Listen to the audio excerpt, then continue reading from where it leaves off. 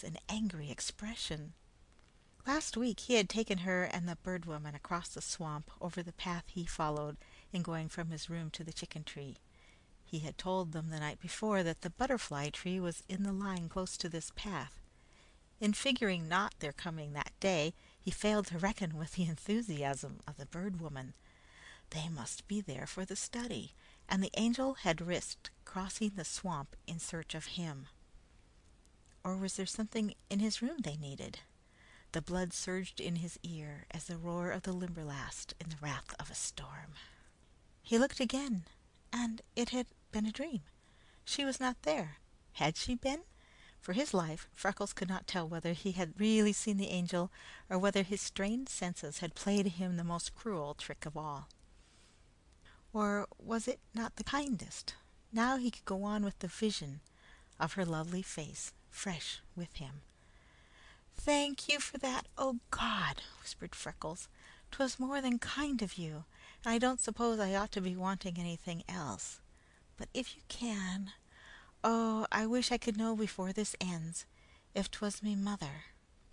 Freckles could not even whisper the words, for he hesitated a second and ended, "If 'twas me mother did it."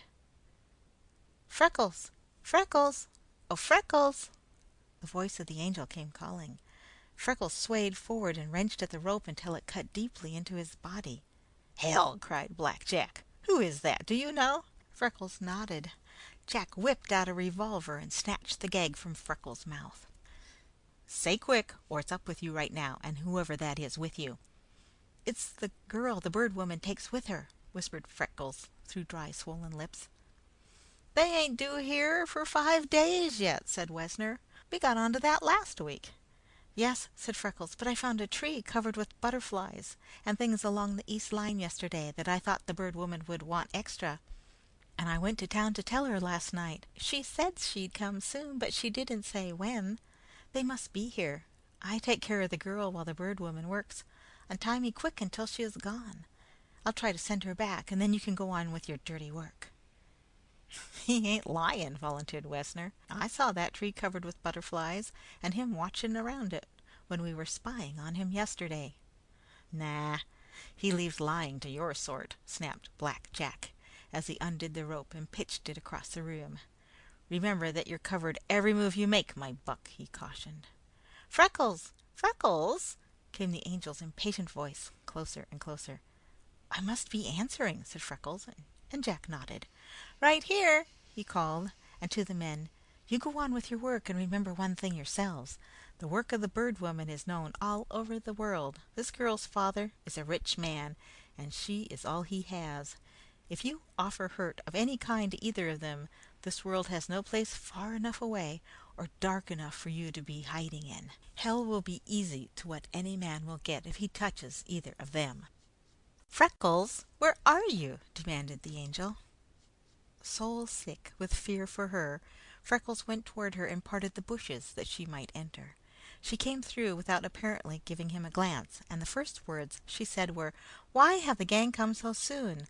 I didn't know you expected them for 3 weeks yet. Or is this some special tree that Mr. McLean needs to fill in order right now?" Freckles hesitated. Would a man dare lie to save himself? No. But to save the angel, surely that was different. He opened his lips, but the angel was capable of saving herself. She walked among them, exactly as if she had been reared in a lumber camp and never waited for an answer. "Why, your specimen case!" she cried. "Look! Haven't you noticed that it's tipped over?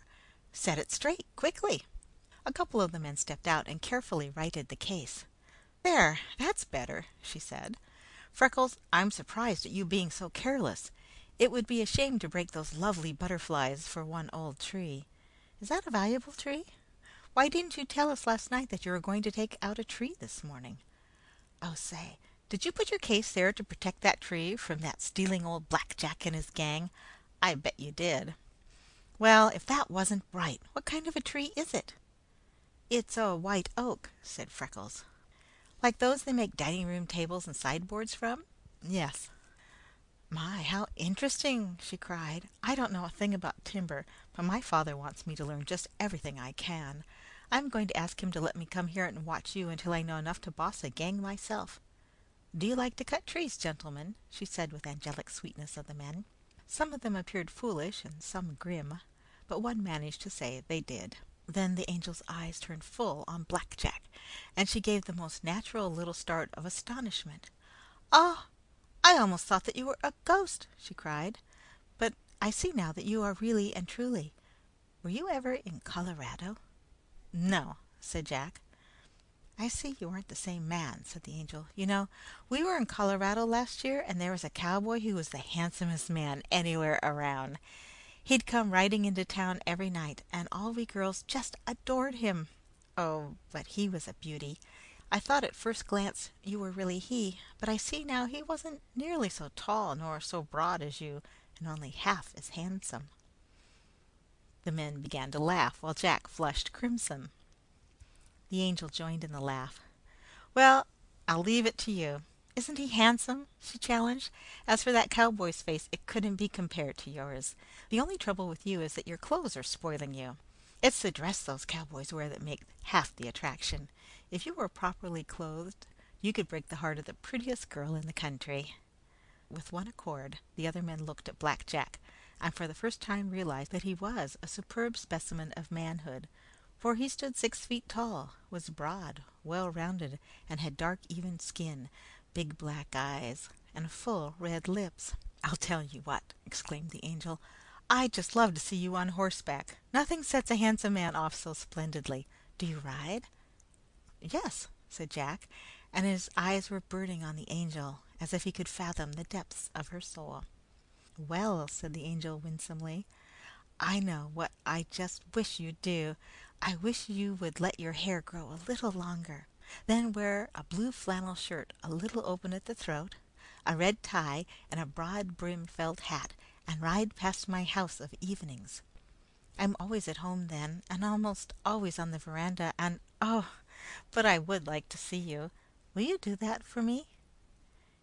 It is impossible to describe the art with which the angel asked the question. She was looking straight into Jack's face, coarse and hardened with sin and careless living, which was now taking on a wholly different expression.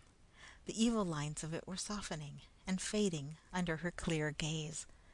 A dull red flamed into his bronzed cheeks, while his eyes were growing brightly tender. "Yes," he said, and the glance he gave the men was of such a nature that no one saw fit even to change countenance. "Oh, goody!" she cried, tilting on her toes. "I'll ask all the girls to come see, but they needn't stick it. We can get along without them, can't we?" Jack leaned toward her. He was the charmed, fluttering bird, while the angel was the snake. "Well, I rather guess!" he cried. The angel drew a deep breath and surveyed him rapturously. "My, but you're tall," she commented. "Do you suppose I will ever grow to reach your shoulders?" She stood on tiptoe and measured the distance with her eyes. Then she developed timid confusion, while her glance sought the ground. "I wish I could do something," she half whispered. Jack seemed to increase an inch in height. "What?" he asked hoarsely. "Lariat Bill always used to have a bunch of red flowers in his shirt pocket. The red lit up his dark eyes and olive cheeks and made him splendid. May I put some red flowers on you?" Freckles stared as he wheezed for breath. He wished the earth would open and swallow him. Was he dead or alive? Since his angel had seen Black Jack, she had never glanced his way. Was she completely bewitched? Would she throw herself at the man's feet before them all? Couldn't she give him even one thought? Hadn't she seen that he was gagged and bound? Did she truly think that these were McLean's men? Why, she could not. It was only a few days ago that she had been close enough to this man, and angry enough with him, to peel the hat from his head with a shot. Suddenly a thing she had said jestingly to him one day came back with startling force. "You must take angels on trust." Of course you must. She was his angel. She must have seen. His life, and what was far more, her own, was in her hands. There was nothing he could do but trust her. Surely she was working out some plan. The Angel knelt beside his flower bed and recklessly tore up by the roots a big bunch of foxfire. "These stems are